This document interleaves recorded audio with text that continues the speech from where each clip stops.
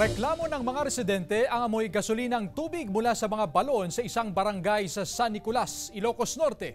May detalye si Gab de Luna.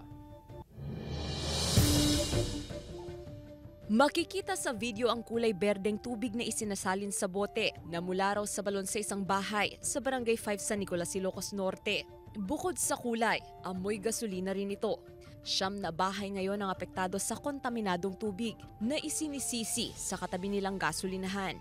Dahil dito, ilang buwan na raw hindi nagagamit ng mga residente ang tubig mula sa mga balon. Amoy gasolina rin ang tubig mula sa mga poso. Kasi hap-hap di jay natawid da. Gudwa jay gasolina tapos gudwa jay danom. Kulay green kasi sabi nila unleaded.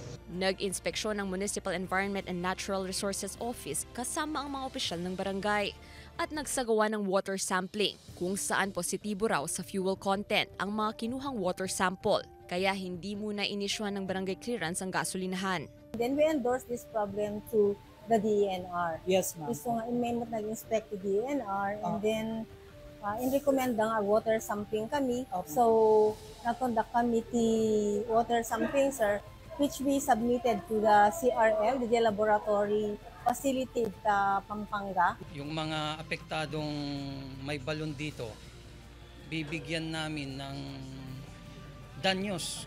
Kumbaga, yung balon nila, di na nila magagamit, pwede naming bigyan ng nawasa yung linya nila. Yun ang usapan namin sa may-ari at okay naman sa kanya. Pansamantalang itinigil ang operasyon ng inirereklamong gasolinahan na tumanggi munang magpahayag. Kasama si Reynold Velasco, Gab de Luna, 1 North Central Luzon.